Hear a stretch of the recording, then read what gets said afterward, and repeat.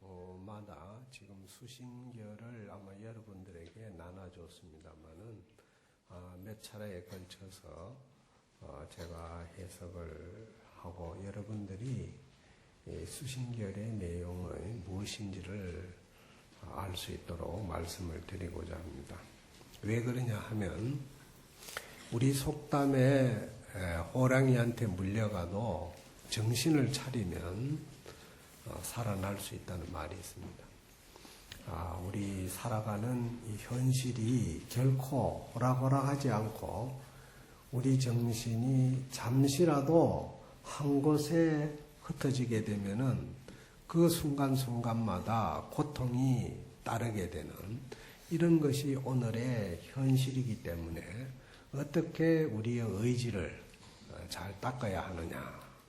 그래서 고려 시대에 지금부터 약 한 900년 전에 여러분들이 아시다시피 불일보조 국사께서 우리 후학들을 위해서 어떻게 마음을 닦아야 하는가. 그 수신결, 결이라는 말은 비결이라 이 말이에요. 비결. 그러니까 마음을 닦는 비결.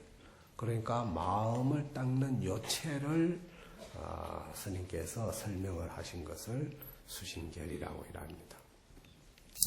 근데 보조국사는 잘 아시다시피 고려 시대에 불교가 너무 외형적으로 화려하게 번창하고 신도들이나 스님들이 불교의 진정한 내면의 세계인 마음을 닦고자 하기보다는 외형적인 의식에만 치우치는 그런 그 모습을 보고서 당시에 가까운 도반들을 모아가지고 결사를 구성하게 됩니다. 결사란 거는 서로 약속을 하는 거예요. 우리가 몇 년 동안 한 자리에서 공부를 하자. 이런 약속을 한 것이 오늘의 순천송광사예요. 원래 이제 처음에는 저기 경상북도 영천 거조암에 거기서 했는데 그 공간이 좁으니까 도량이 넓은 곳으로 간 것이 송광사로 간 겁니다. 그래서 거기서 일생 동안 공부를 하는 도반들과 더불어서 수행결사를 해온 그런 훌륭한 분입니다. 이 어른이 수행의 그 요체를 설명하시면서 근본적인 사상이 뭐냐 하면은 사람이 깨달았다 이래 했는데 깨닫고 나면은 더 이상 공부를 안 해요. 근데 중생은 깨달았다고 해서 공부를 안 한다고 우리가 오래도록 익혀온 그 습성이 하루아침에 바뀌어지는 게 아니다. 그러니까 깨달아도 닦아야 된다는 거예요. 수행을 해야 된다. 이것이 돈오 점수라는 거예요. 돈오. 즉 돈이라는 것은 금방 오는 깨달았다. 금방 깨달았다 하더라도 점수 점점 닦아가지고 완전한 깨달음에 이르러야 한다. 이것이 보조 스님께서 우리에게 일러주신 말씀이고 그래서 그 깨달음의 방법에 있어서 정해상수라 이래서 정과 지혜를 같이 닦아야 된다. 정이라는 것은 우리 가지고 있는 이 지금 용심, 마음 쓰는 이 마음을 말하는 것이 아니고 본래부터 부족한 부처의 마음을 정이라고 그래요. 그런데 이 부처의 마음을 가지고만 살 수가 없어요. 왜 그러냐? 우리가 살아가는 이 세계를 욕계라고 한단 말이에요. 욕심으로 채워진 세계이기 때문에 이 정은 본래 부처이지만은 그 위에 욕심이 덮여가지고 이 정이 빛을 발하지 못하는 거예요.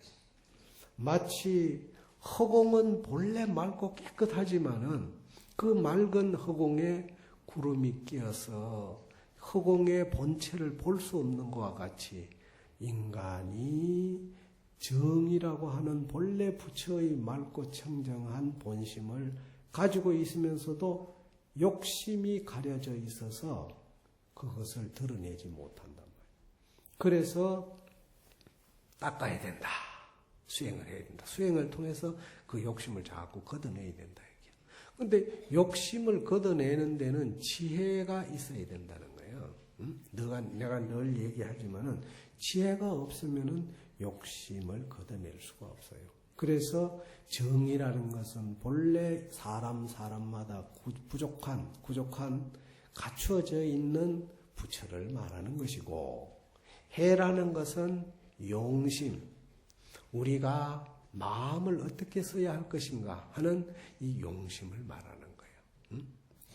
그래서 우리가 흔히 경전을 말할 때 금강경 이러는데, 금강경이라는 것은, 금강석이라는 것은 원래 단단하고 조금도 변하지 않는 그런 우리의 본체를 말하는 것이에요.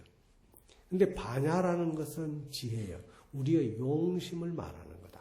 그래서 그 본체를 드러내기 위해서는 용심을 잘 써야 마치 구름이 서서히 걷어내는 것처럼, 또 여러분들이 알다시피 광풍이 불어가지고 물결이 일어나더라도 그 물결이 잔잔해지는 것은 어떻게 됩니까?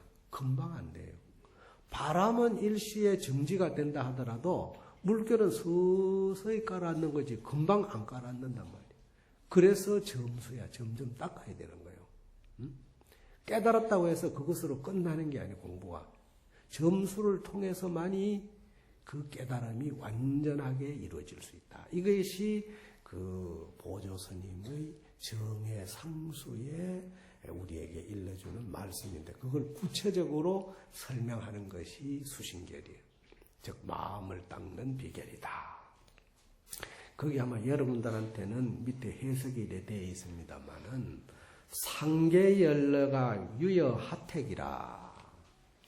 상계는 뭐 욕계, 색계, 무색계라고 하지만 어쨌든 여기서 그렇게 깊이까지는 알 거 없고, 우리가 살아가는 세상, 저 욕계라고 하는 이 세상은 열래라는 거예요. 뜨겁고 번거롭다. 이 말은 뭐냐면은 잠시도 조용히 내가 내 자신을 돌아보게 할 수 있는 그런 분위기가 아니다 이 말이에요. 환경이 아니라. 특히 요즘 사람들이 지금 문제가 되는 게 뭐냐? 이 통신 발달이 그냥 빠르게 되면서부터 전부 사람들이 나이 많은 사람이나 젊은 사람이나 전부 다 거기에 혼이 뺏겨가지고 뭐 나가면 길 가면서도 그거 스마트폰 펴놓고 막 보고 전부 정신이 나간 사람들이야. 그게 본정신이 아니야. 우리의 본정신을 빼앗아가는 그런 주변의 환경이 그만큼 열내 아주 뜨겁고 번거롭다 이 말이에요. 정말로 그렇잖아요. 보면 한순간도 그렇게 놓여져 있는 오늘의 이 현실을 벌써 900년 전에 보조국사는 미리 간파를 하셨다니까. 하시고 뭐라고 얘기했느냐? 우리가 살아가는 이런 삶을 마치 불구덩이와 같다. 불이라는 것은 뭔가 뜨거워가지고 뭔가 태우잖아요.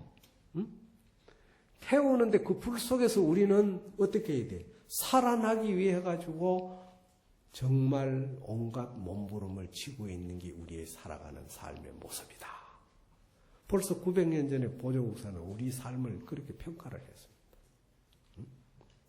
그런데 이런 삶 속에서 기인 압류하야 차마 여기에 빠져가지고 그런 환경에 젖어가지고 감수장구와 영원히 거기에 맛을 들여가지고 정말로 긴 고통을 받아야 할 것인가? 이래서 되겠느냐? 우리가 너무나 이 현실에 놓여져 있는 이런 내 혼을 빼앗아가는 이 어지러운 현실의 환경 속에서 정말로 정신을 빼앗기고 거기에 단맛을 들이고 살아야 되겠느냐 이 말이에요. 그러니까 한순간도 우리를 조용히 놔두려고 하질 않아요. 우리 환경이 이렇게 복잡합니다. 그러면서 용면윤회인데는 막약 구불이요. 윤회를 면하고 이러한 환경을 벗어나려고 하려면은 정말로 이런 환경을 면하고자 할 때 하려면은 내 몸속에 참 부처라고 하는 부처를 구하는 것만 갖지 못하다. 부처를 구해야 된다.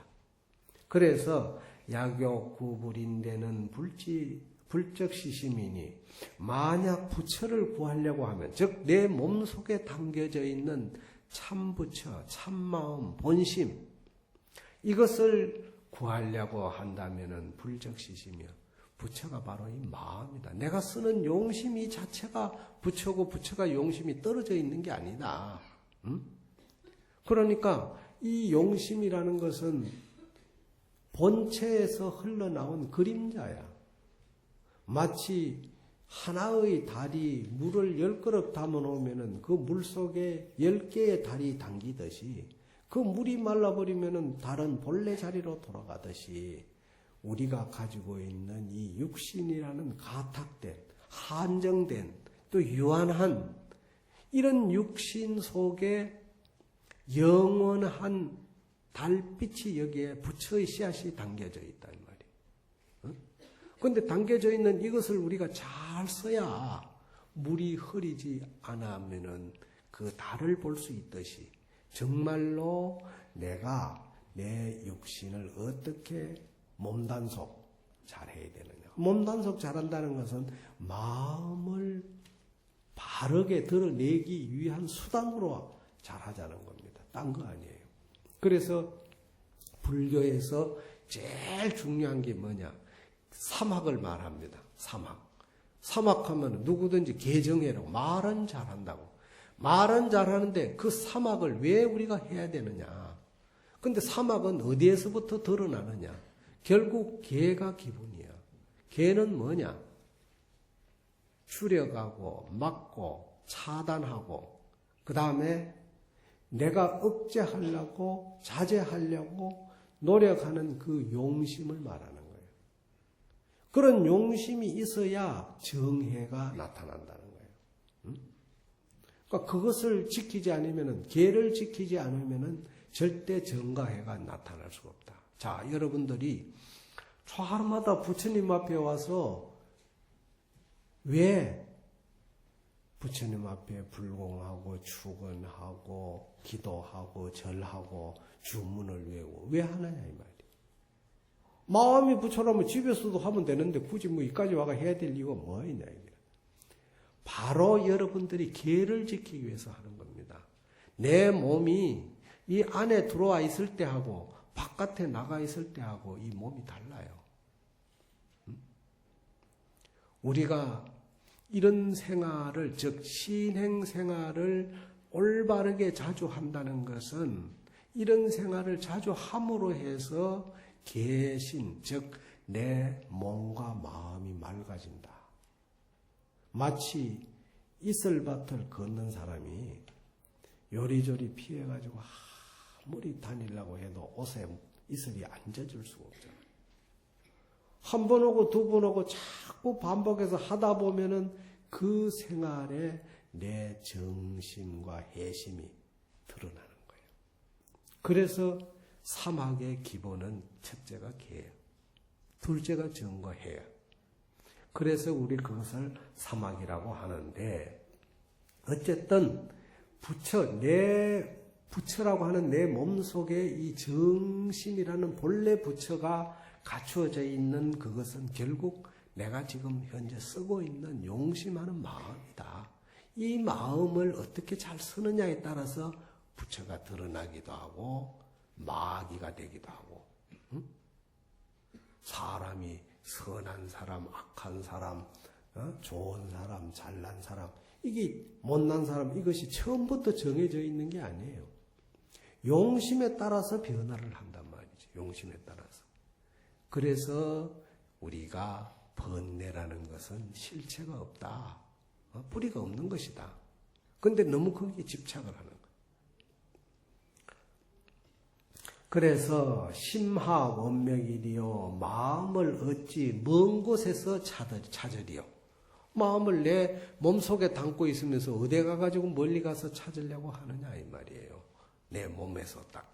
그러니까 계를 지킴으로 해서 안에 몸속에 담겨져 있는 그 부처가 서서히 빛을 발하는 거예요.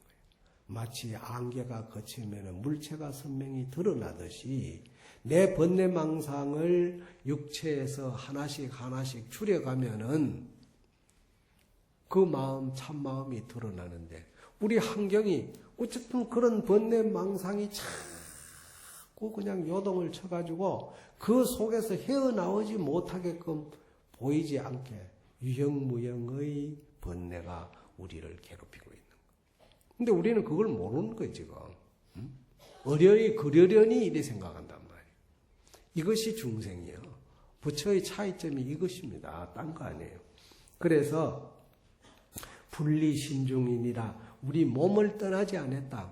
육신을 떠나가지고 부처가 따로 있는 게 아니다.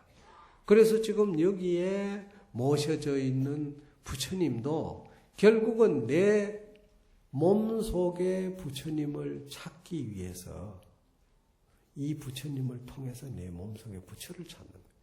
찾아라 이 말이에요. 마치 연기가 꽉 끼어 있는데 그 연기를 빠르게 걷어낼 수 있는 방법은 뭐야? 부처야. 근데 부처보다 더 빠른 거는 한풍기라는 거예요. 한풍기. 바로 부처님은 그런 한풍기의 역할을 하는 거예요. 근데 다 걷어내고 난 뒤에 한풍기가 필요한 거예요? 안 한 거예요? 필요 없잖아요. 결국은 우리가 모시고 지극정성 기도하는 이 대상의 부처님도 내가 부처가 되고 난 이후에는 필요가 없는 거예요.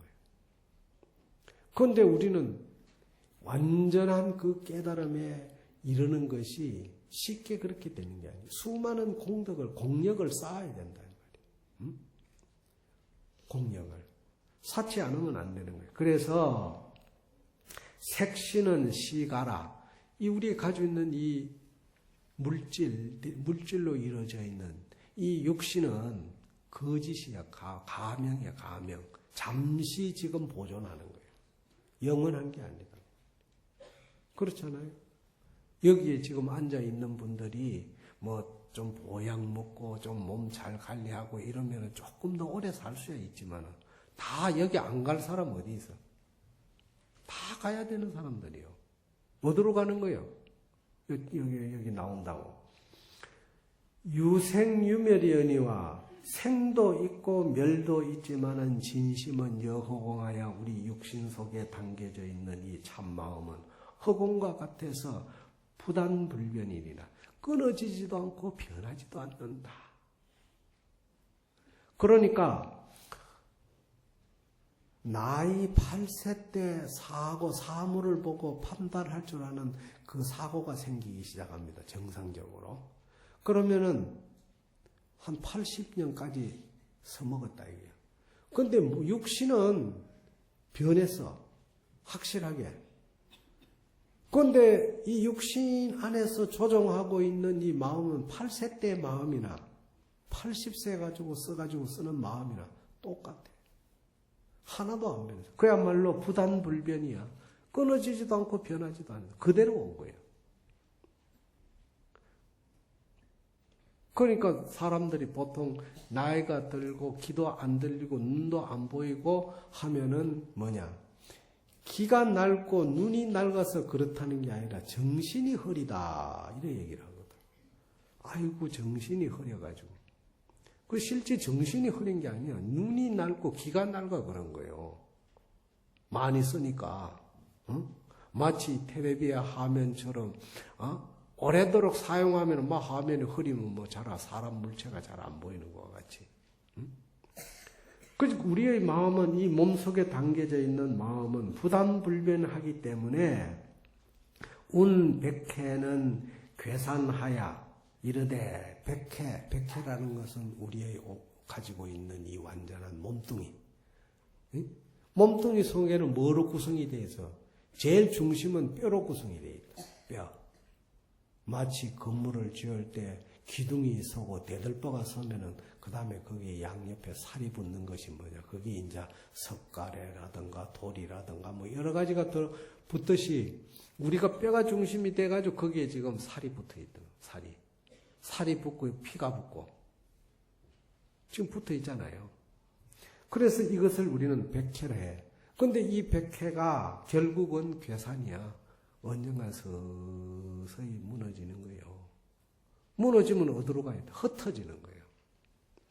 지난번에도 얘기했듯이 혼비백산이라는 말은 결국은 흩어지게 되면은 이 육신 속에 있는 본래 부처는 진리로 가는 거예요. 돌아간다. 그러면 결국은 이건 남는 건 아무것도 없는 거예요. 남는 거. 그래서 기하 기풍하되 우리가 가지고 있는 이 따뜻한 온기라든가 우리가 호흡하고 있는 이것이 자연으로 다 돌아간단 말이에요. 그렇게 돌아가면은 정말로 흩어진 이 육신 속에 잠겨져 있던 본래 일물이라는 것, 즉 한마음, 부처라고 하는 것. 그 물건은 장령이라 길이 신령스러워 조금도 매하지 않는다. 이래서 개천개지라 하늘을 듣고 있다. 마치 하늘처럼 영원하다. 변하지 않는 거예요. 진리다. 이런 삶을 가지게 되면은 죽음에 대해서 두려워하지 않는 거예요. 죽음에 대해서. 사실은 큰 스님들이 요즘 너무 우리 종단에도 의식에 치우친 예가 많아요. 큰 스님 돌아가시면은 무슨 만장이 그래 많고 무슨 부고가 곳곳에 다 뿌려지냐 이 말이에요. 간단하게 해야 돼. 그야말로 이 근자에 아마 송강사에서 돌아가신 법정 스님, 우리 봉원사에도 오래도록 주소 가셨는데 이 어른 돌아가실 때 뭐라고 그랬어요? 간하지 말아라. 꽃장식 하지 말아라. 그리고 화려하게 하지 말아라. 내가 근세에 큰 스님 돌아가신 하장터에 법정 스님 하장할 때 내가 갔었는데 참 눈물겹더라고. 수행자는 저런 모습이어야 한다. 육신이 이게 그야말로 흩어지면 아무것도 없는데 무엇 때문에 그렇게 난리를 지기냐고. 그러나 사회라고 하는 속에서는 그 가족이 있고 또 그 가족의 친척들이 있고 또 사회적 지위가 있고 명리를 멀리 할 수 없는 위치에 있다 보니까 어쩔 수 없다 하더라도 성녀는 그게 아니에요. 좀 자제해야 되겠다 하는 것이 난 평상시에 제가 가지고 있던 생각입니다. 어쨌든 이렇게 우리의 육신은 흩어져 버리고 사대로 흩어져고 치수화풍이라고 하는 이 사대로 흩어지고 나면 아무것도 없고 결국은 그 일물이라는 그 참부처라고 하는 그것은 진리로 돌아가 버린다. 개천기지한다. 그래서 이 마음을 드러내기 위해서 금강경에는 하모 스님이 뭐라고 말씀하셨냐면 역천겁이 불고요. 천겁이 지나도 예시 아니고 극만세의 장검이라 만세를 뻗쳐도 길이 이제구나. 고금의 이름에 치우쳐서 변하지 않는다. 그런데 이 세상에 드러나 있는 물체는 고금, 옛것과 이제의 변화에 치우치지 않는 게 어디 있어요? 다 있게 말이에요. 그런데 우리의 이 육신 속에 담겨져 있는 이 부처는 치우치지 않는다. 그래서 이것을 우리가 발굴하려는 이유는 뭐냐? 변하지 않는 이 부처의 마음으로 살아가자. 그래야 상계가 연례하는 이 주변의 복잡한 이 환경을 극복할 수 있는 힘이 생긴다.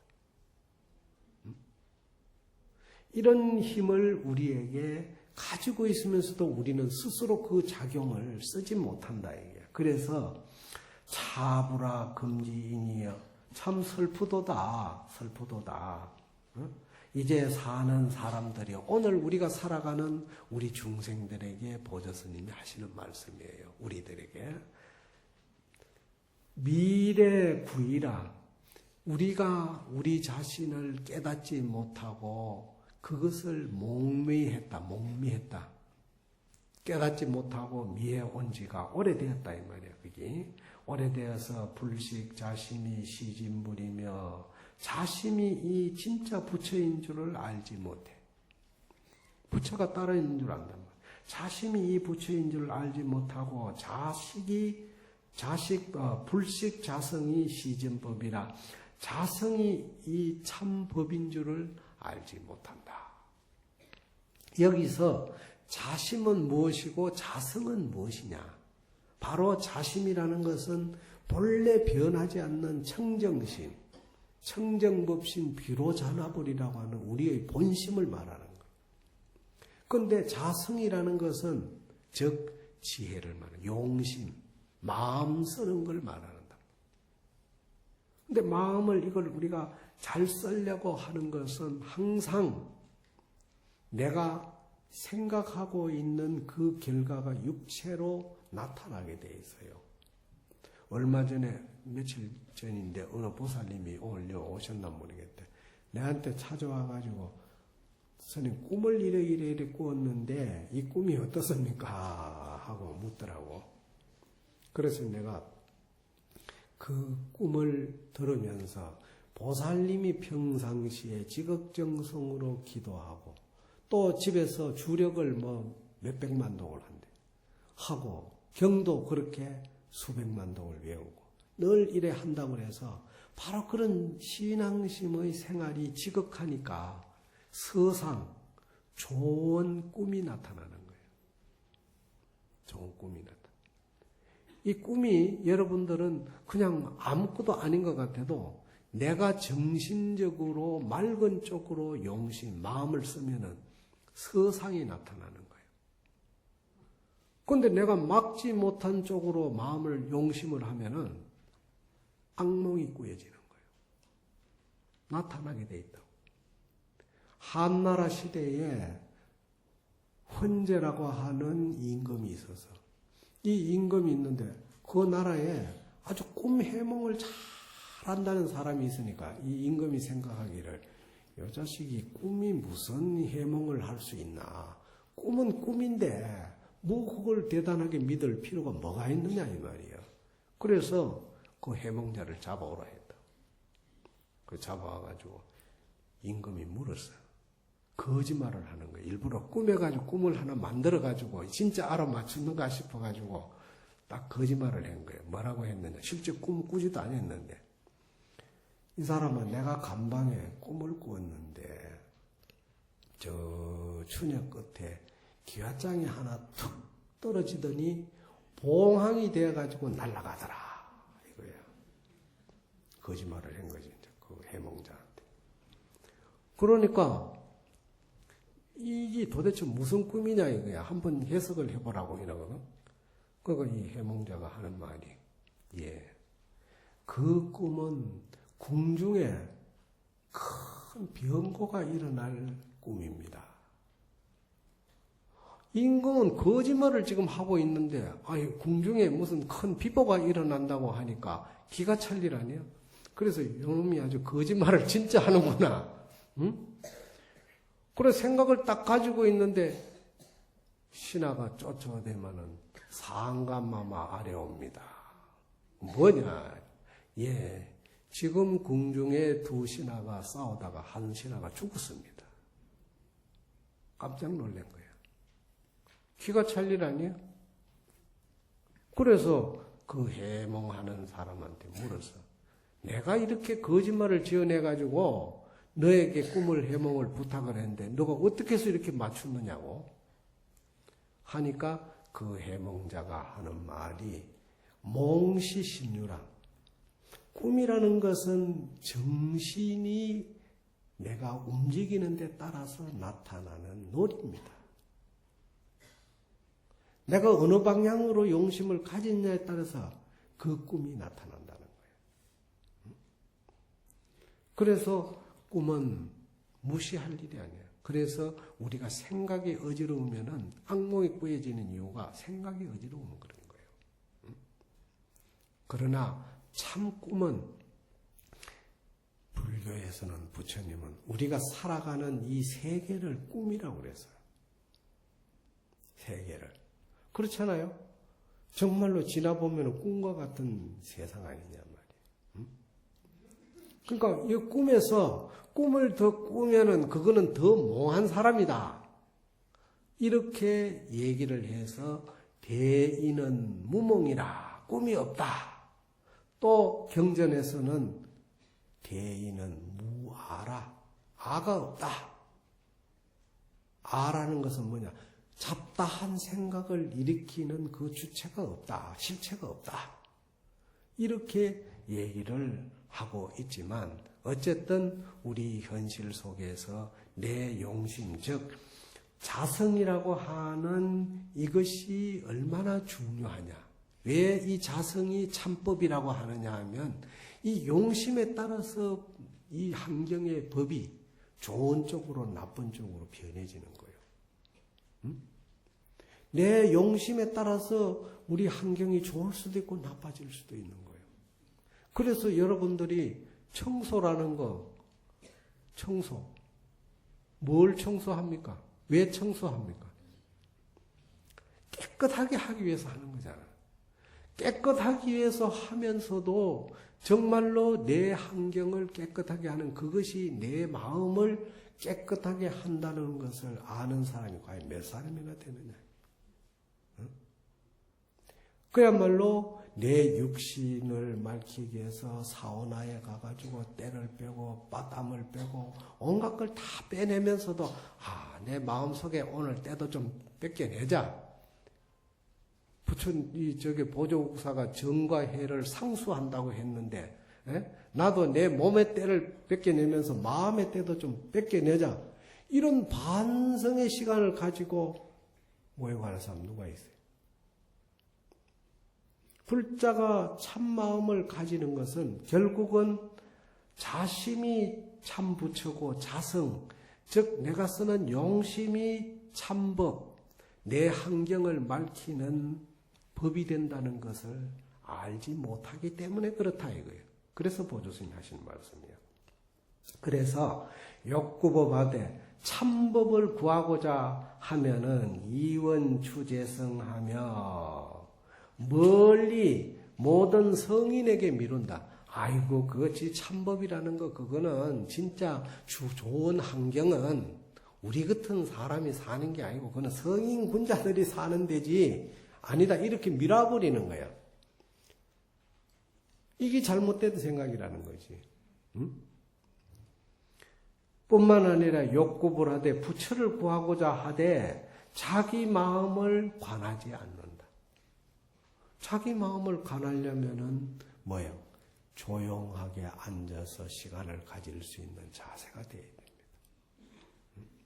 그 사람이 아무리 바쁘더라도 하루에 한 번 정도라도 조용히 앉아서 자기 혼자 차 한 잔이라도 마실 수 있는 시간을 가져야 된다.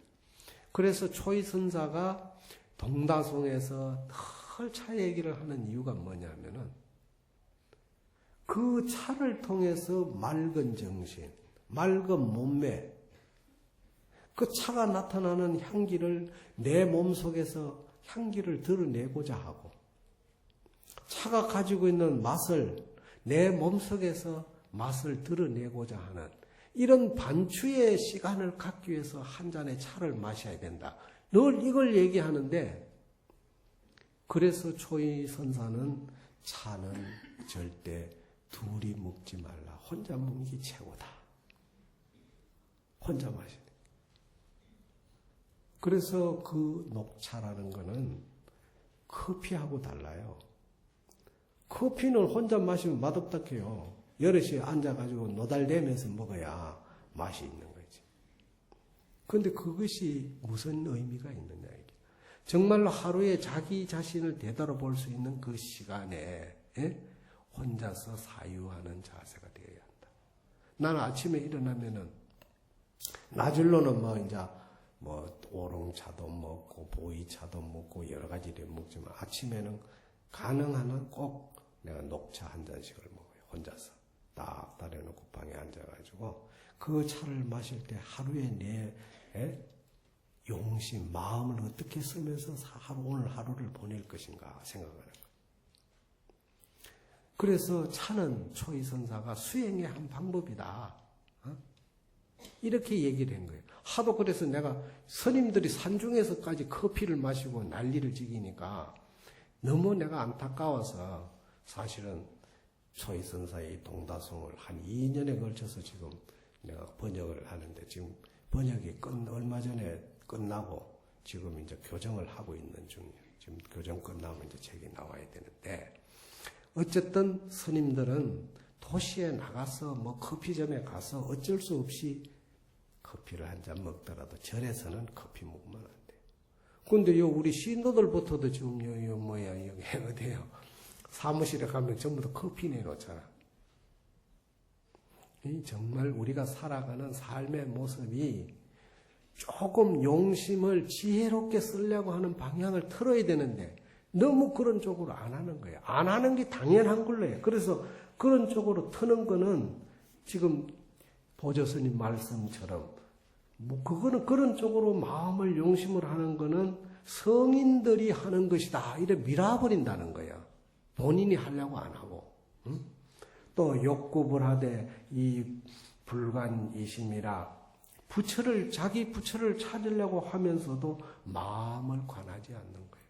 그러니까 스님들한테 여러분들이 아무리 많이 듣고 가도 많이 들으면 뭐예요? 그 다음에는 생각하고 그 다음에 닦아야 돼. 그 문사수라고 그래. 그걸 삼해라고 그래요. 지혜가 정장하려면은 듣고 생각하고 닦지 않으면은 절대 지혜가 나올 수가 없습니다. 문사수. 이걸 우리가 삼해라는데 이런 법문을 아무리 들어도 결국은 여러분들이 조용히 여러분 자신을 되돌아볼 수 있는 시간을 갖는 그것이 생활화되지 않으면 닦음이 이루어질 수가 없습니다. 절대. 문사는 이루어진다 하더라도 닦음이 안 이루어지는 거예요. 그래서 야근 심해에 유불하고 마음 밖에 부처가 있고 성외의 유법이라 하여 성품 밖에 법이 있다고 해서 견집차정이야. 그런 생각이 고정된 관념이 정으로 생각으로 딱 아주 단단히 묶어져 있다. 그러니까 바로 일러줘도 거기 잘 안 들어지고 실천도 안 되고 그거는 이유가 뭐냐. 생각이 딱 그런 쪽으로만 안 되는 쪽으로만 딱 아주 단단히 굳어져 있다 이 말이야. 차정이 견집 차정이.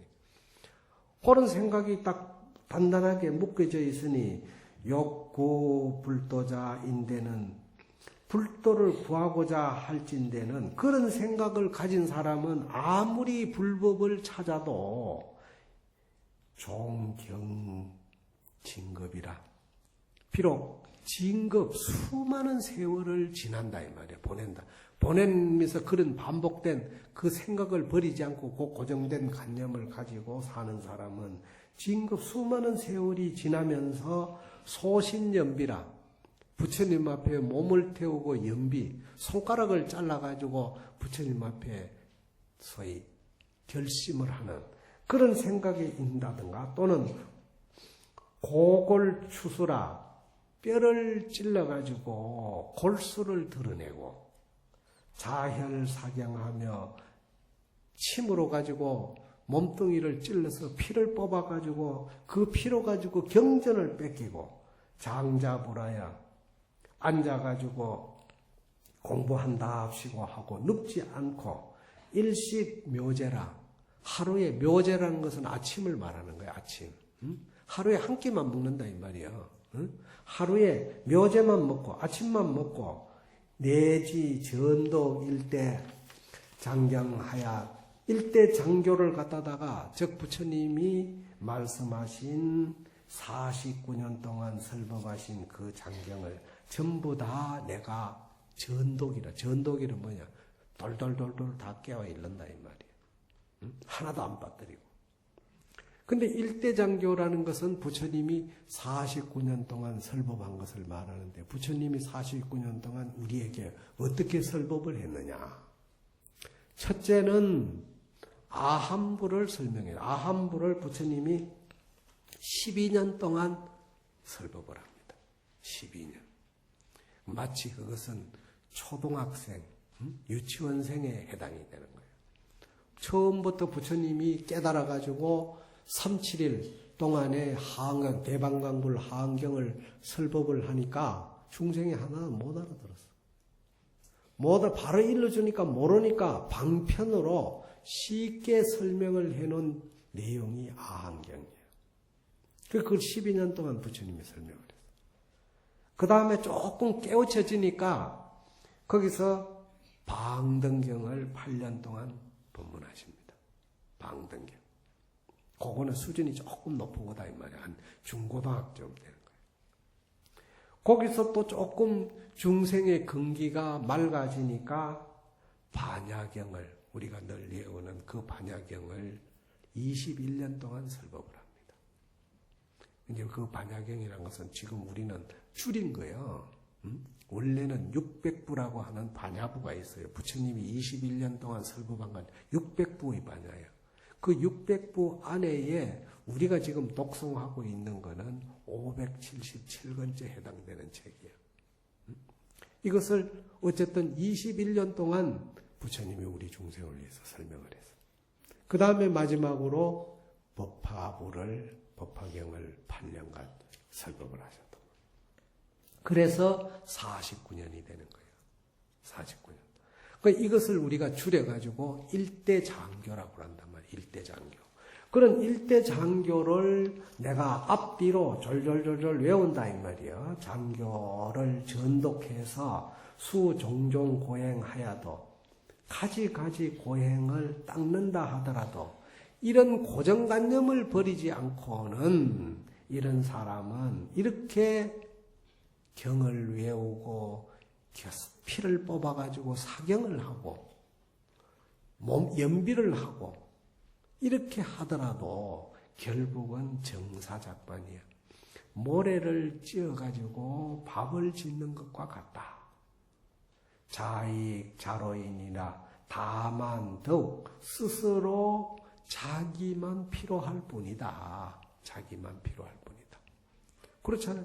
모래를 아무리 솥에다 넣고 불을 떼가지고 밥을 짓는다고 밥이 되겠어요? 안 되겠어요?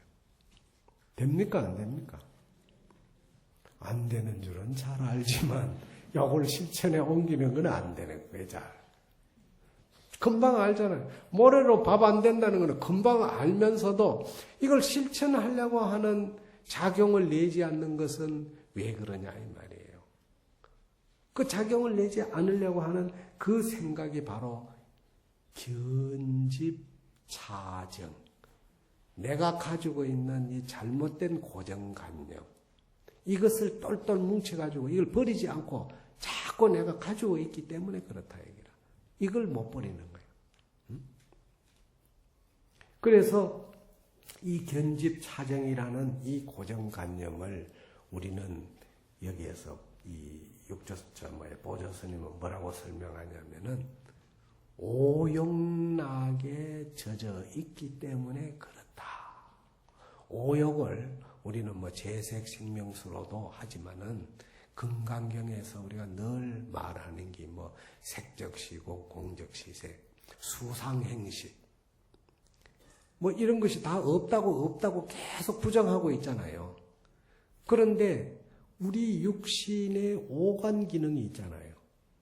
오관 기능이라는 것은 눈, 귀, 코, 혓바닥, 몸뚱이. 근데 이 5가지 기능이, 오관 기능이 무엇을 상대로 해서 작용을 일으키느냐. 첫째, 눈을 상대로 해가지고 눈을 통해 가지고 사물이 뿔다, 희다, 끔다, 좋다, 나쁘다, 네 거다, 내 거다, 온갖 것을 구별하잖아. 그 이 구별하고 있는 이 자체, 즉 눈이 진짜 구별을 하고 있다고 믿는 마음이 차정이야. 그게 고정관념이야. 실제 눈이 작용하는 게 아니에요. 마음이 작용한다고 해야 되는데 눈이 작용을 하고 있다고 해서 그러니까 안과 가가지고 눈 수술하잖아. 아무리 눈 수술이 해도 결국은 마음 작용이 밝아지지 않으면 눈이 맑은 눈을 가졌더라도 맑게 못 보는 거예요. 그래서 능경에도 보면 그런 얘기가 나옵니다. 부처님이 하나님으로 봉사도 볼 수 있습니까? 그 부처님은 봉사도 본다. 아니 눈이 덮여 있는데 어떻게 봅니까? 그러면 너가 한번 눈을 감아봐라. 자, 여러분들이 눈을 감아봐요.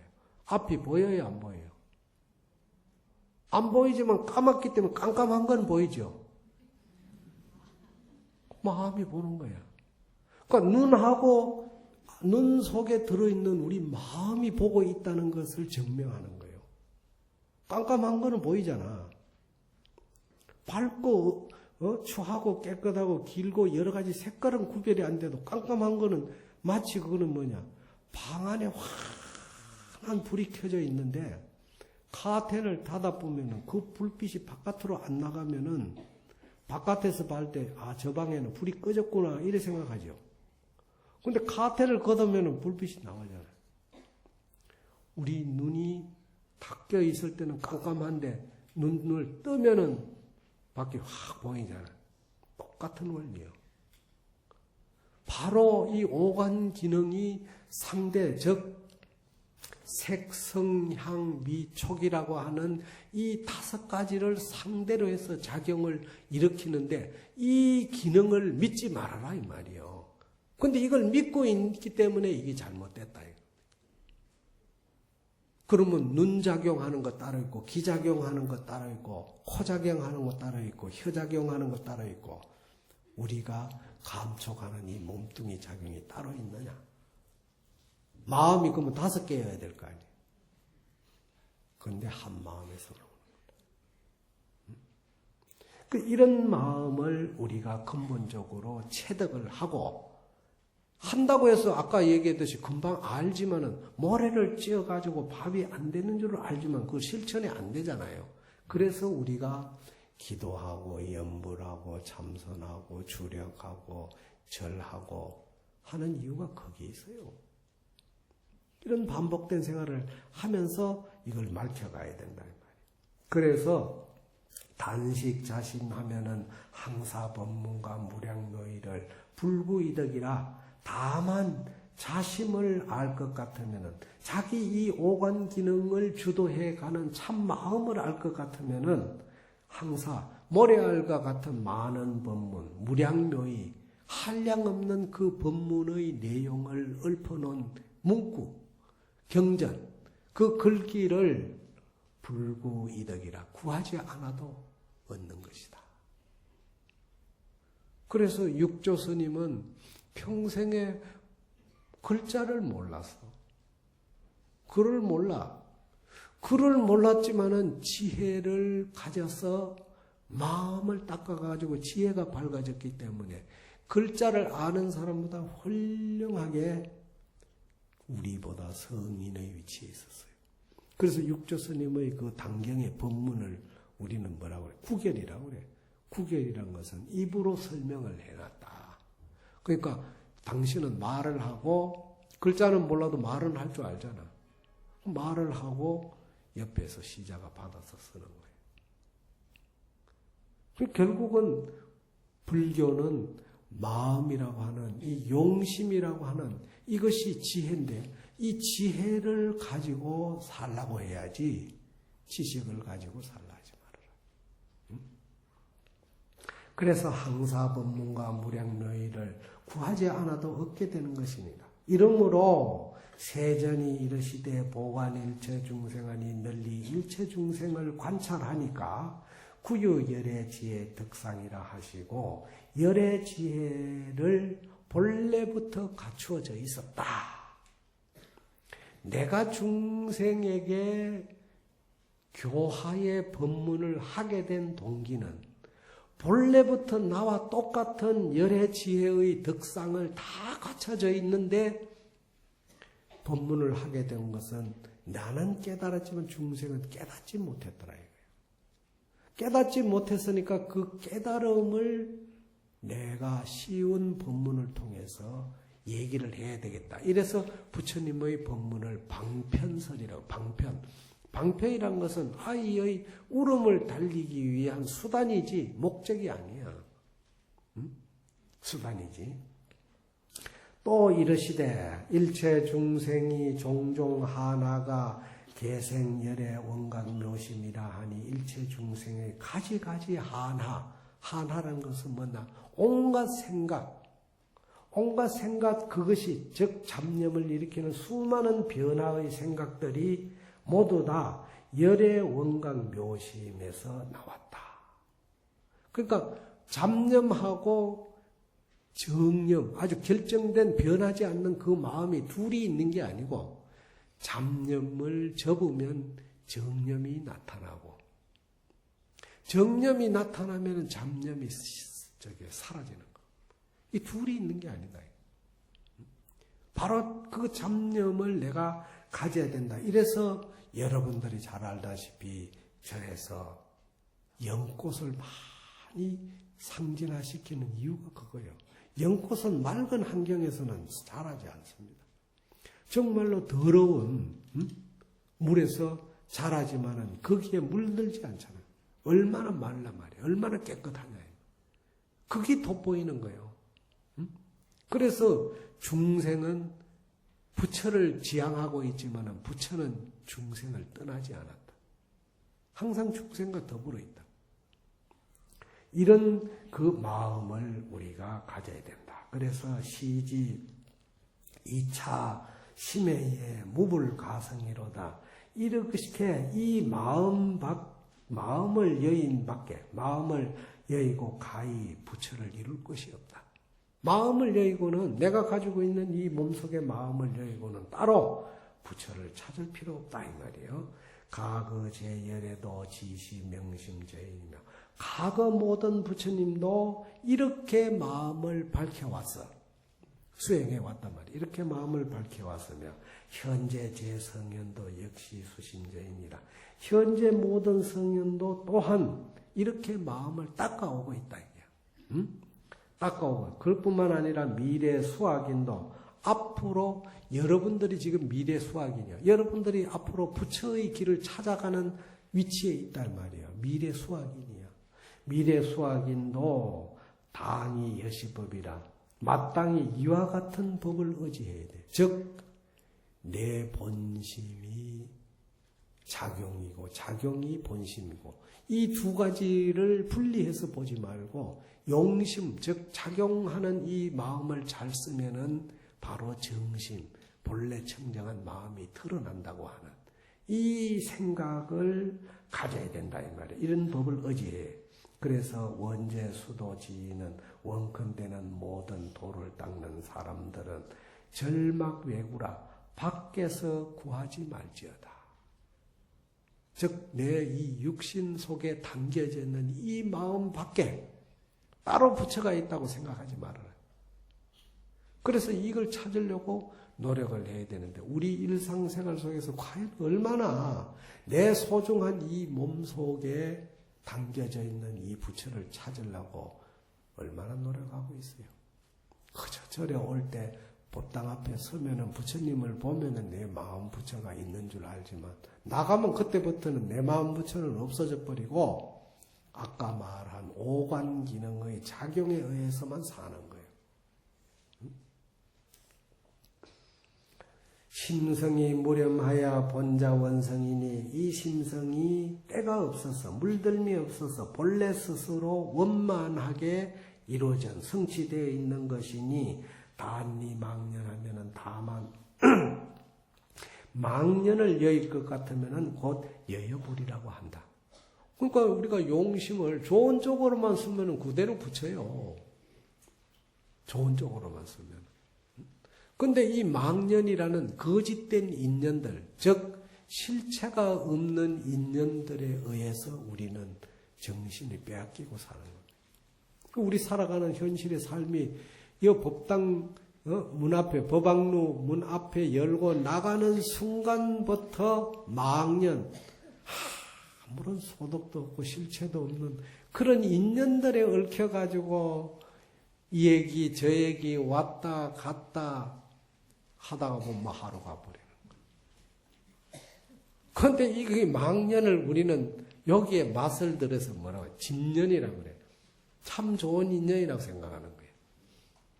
그래가지고 조금 기쁘면은 좋아가지고 어쩔 줄을 모르고 조금 그거 하면은 그냥 불편하고 마음이 불편해서 어쩔 줄을 몰라요. 이렇게 변화를 이루는 이런 마음을 가졌기 때문에 우리는 중생이라 하고 그런 마음을 일으키지 않는 한결같은 마음 그런 마음을 쓰는 사람이 바로 부처다. 이것이 보족사가 우리에게 마음 닦는 방법을 얘기한 겁니다. 그래서 뒤에 다음 법문 때도 나오겠지만은 오늘의 전체적인 법문의 내용은 자심, 본래 육체 속에 갇혀져 있는 본 마음, 그 다음에 자성, 내가 작용하고 있는 이 성품, 즉 용심, 이것이 둘이 아니다. 그래서 용심을 잘 쓰면서 본래 갖춰져 있는 정심이라는 이 정을 만날 수가 있다. 자심을 만날 수가 있다. 그래서 용심을 우리가 어떻게 잘 쓸 것인가 이거를 여러분들이 생각하시면서 우리가 한번 깊이 반추할 필요가 있습니다.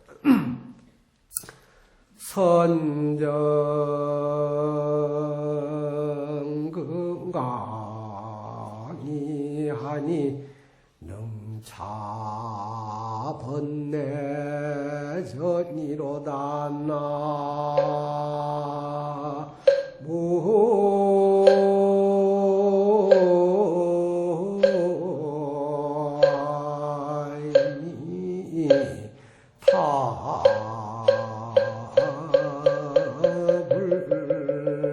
선이 수지장하니 공덕지복전이로다 나무아이미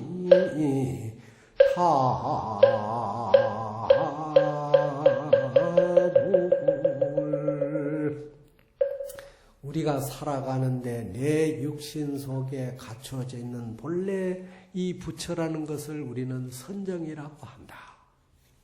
이 선정을 우리가 단단하게 가지고 있으면 이게 방패가 되어서 마치 우리가 살아가는 삶 속에 온갖 번뇌망상, 온갖 망년들이 나를 향해서 하살을 쏜다 하더라도 그 방패에 부딪히면 하살이 튕겨 날아가지 내 몸을 상하게 하지 않는다 이 말이에요.